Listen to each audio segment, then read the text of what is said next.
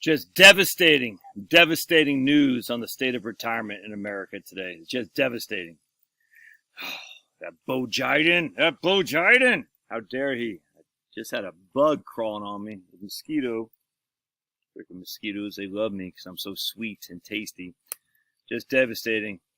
So everything I've been telling you up to this point has been wrong. I apologize. Everything I told you about you can retire has all been wrong. I'm a snake oil salesman. Listen to what the New York Post has to say. Millions of U.S. workers near retirement have zero money saved. Huh. Is that really what it says?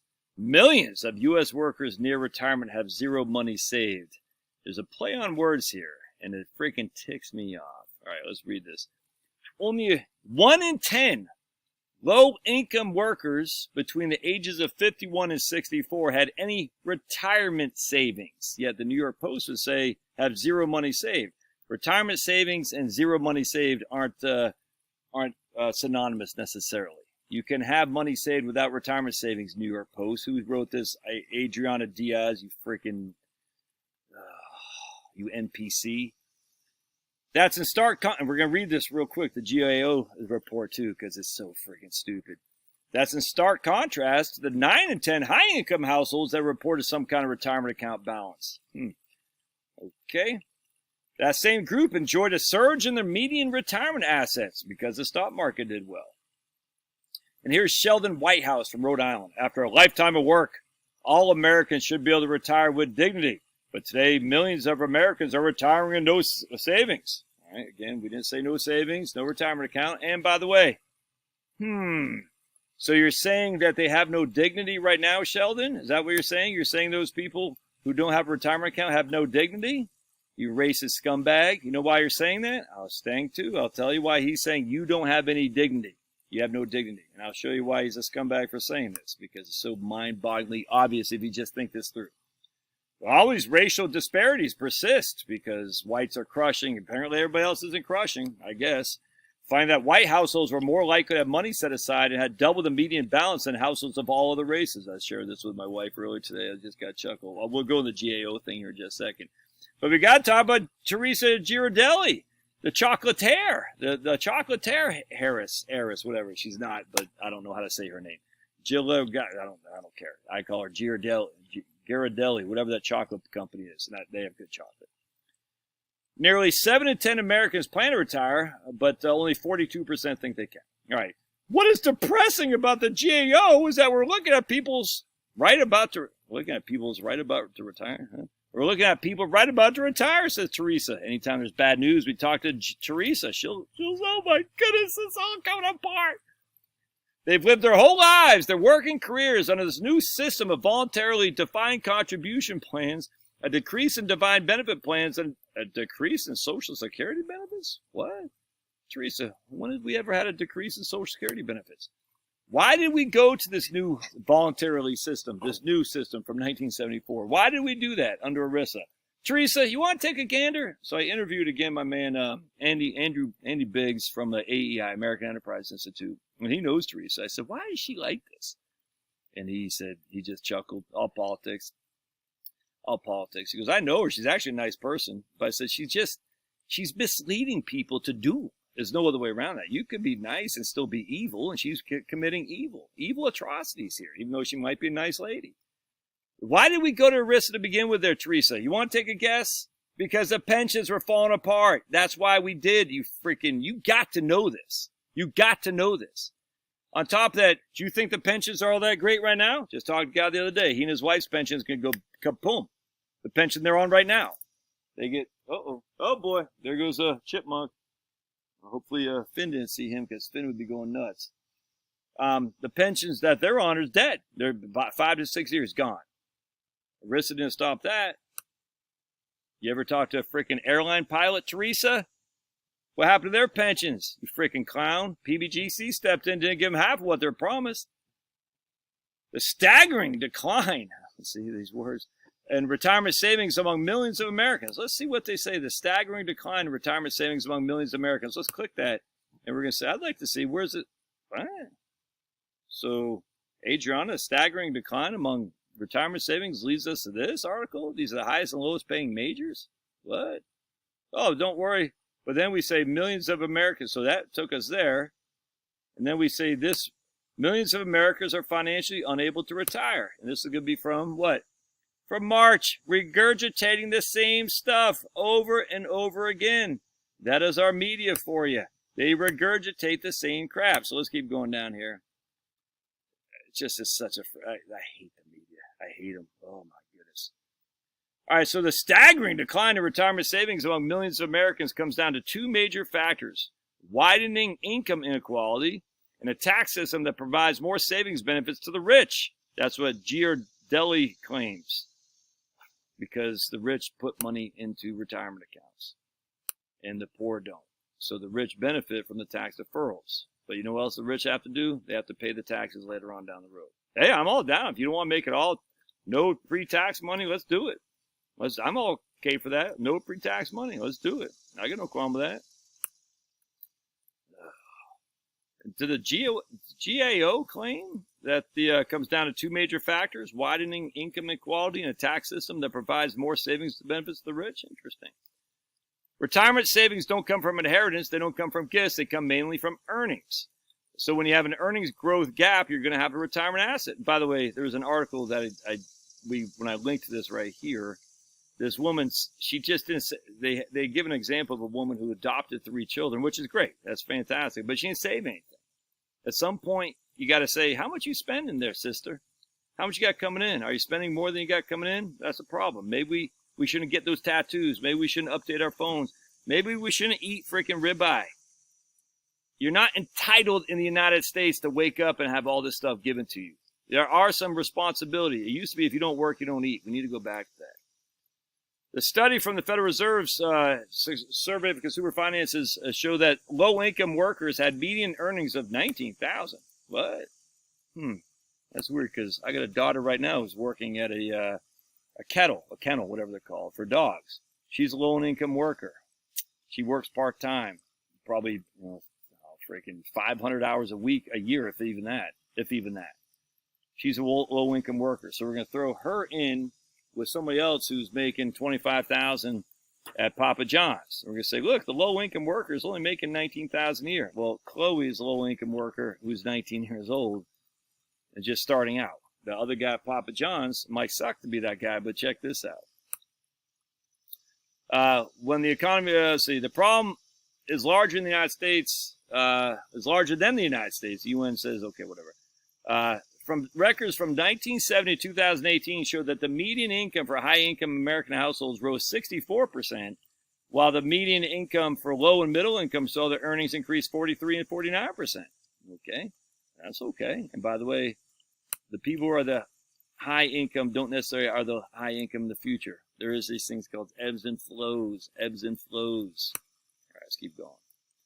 Let's see, wage gap. Wage gap is stupid, it's fake, feminist crap. All right. So let's look at what in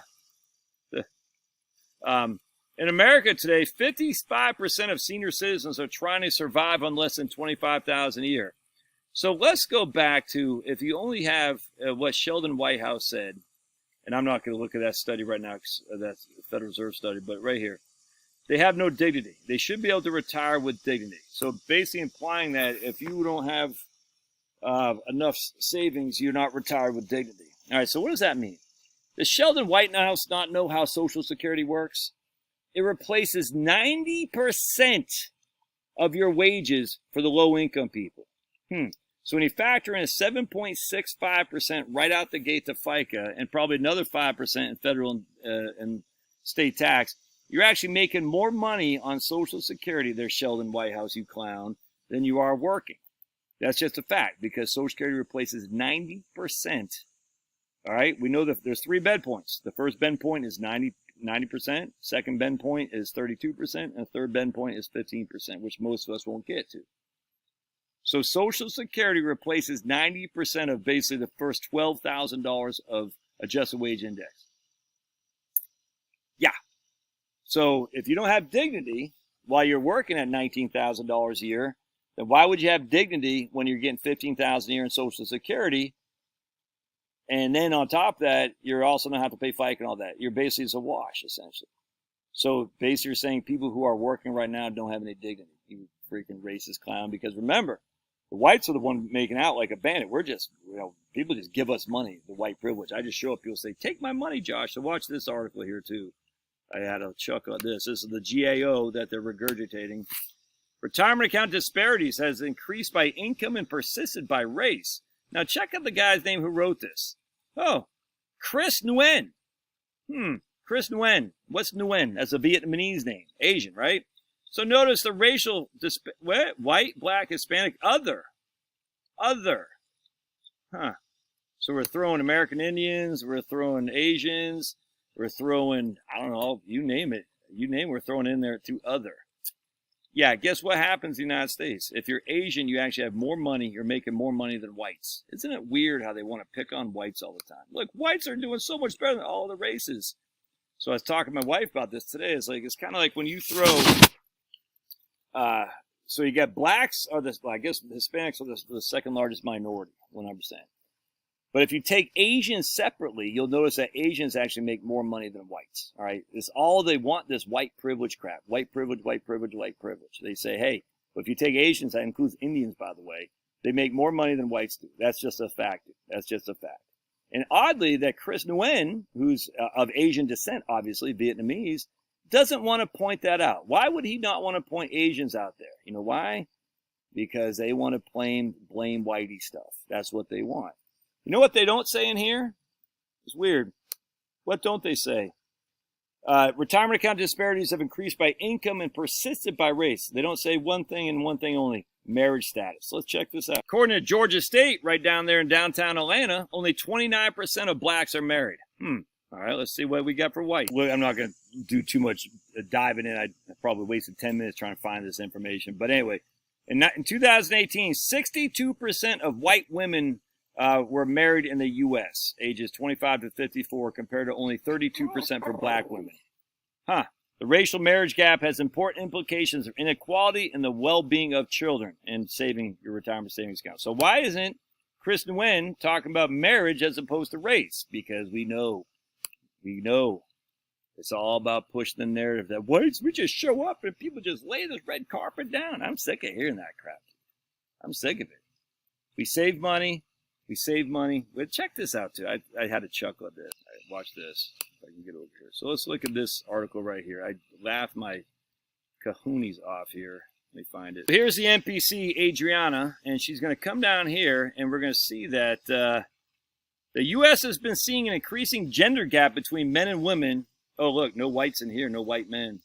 Look at that. Isn't that weird? Again, you can't be diverse with a white guy in there. You know, diversity means no whites need to apply, white men in particular. Well, we got a white girl. Can't tell about that, but you can see no white guys need to apply. Isn't that funny? The U.S. has seen an increasing gender gap between men and women in both college enrollment and graduation. About a third of men without a bachelor's degree, or whatever, but check this out. College-level studies are an important tool for women, as research continues to show obstacles many American women face, including the gender pay gap. Hey, if you want to be a lineman out there, ladies, be my guest. Go up there in the trees and put the power lines on during the middle of a thunderstorm. Be my guest, ladies. I highly encourage you to do that. You want to be a firefighter and go out there and log trees up in Aroostook County, Maine? By all means, do it. But you're not gonna. So stop griping about the gender pay gap. Including the gender pay gap, women are getting passed over for promotions. Did you know that? Give me a flipping break. Being taken less seriously at work. Maybe if you didn't gripe so much, we'd take you more seriously, huh? You know there's lots of women out there. I had this lady I'll never forget when I was at USA. Man, I was like, dude, can you just shut the hell up? It was like she just always just griped about everything. She was sat right next to me. She even said, yo, let me tell you about the time I was RAPE. I was like, yeah. Everyone was out to get her. If she was a white man, she would have got promoted, she says. I said, maybe because you're white. And being forced out of workplaces due to child care. 100% child care, due to a child care shortage. Or maybe you should be out of the workplace forced to begin with and raising your children. Crazy. But anyway, women pass over for promotions. My freaking behind, dude. Crazy. Anyway, check this out. So let's see what right here. the top 6 high-paying majors were chemical engineering, computer engineering, computer science, aerospace engineering, mechanical engineering, electrical engineering. How many women are doing that? Huh? The lowest paid in college majors were childhood education, elementary education, theology and religion, general education, and social services. Maybe because a chemical engineer is actually doing stuff that helps. I'm not saying if it's so. Look, I got a client of mine. I think she's in Nebraska, I think. And she's crushing, doing wonderful, wonderful work for Meals. I think it's Meals on Wheels. Not Meals on Wheels, but somewhere she helps people who are down and out. It's great. She's kicking ass and taking names. But she did not go in there to make money. You're not making money being a social worker. She's a social worker is what it is. It's a horrible job. I'm glad she's doing it.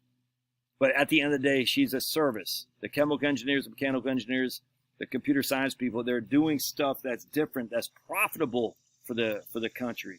Profitable for business, profitable for you. The service to take care of people isn't a profitable endeavor unless you're a doctor doing what you know what I'm saying. You're pushing various things, then it's profitable. But at the end of the day, even those doctors, even though they're pushing some of their bad stuff, they still have to go to school for many, many years. And it takes a long time to recoup those costs. Anyway, the point being is this is just so freaking stupid. The idea that there's 1 in 10 poor people who only have a retirement account. A, that doesn't mean they don't have anything. B, that means they're relying solely on Social Security to pay their bills, which is, well, Social Security is going to basically pay all their income right now. And they factor in the lack of taxes, or hopefully they're putting some money away, they're going to be right where they were with a cost of living adjustment each year. So to say the pensions were the salvation, that's just so freaking stupid. They just want a nationalized health care and a nationalized retirement plan where they don't want you to have your own money. Yeah, so dumb. All right, love your thoughts. We'll see you.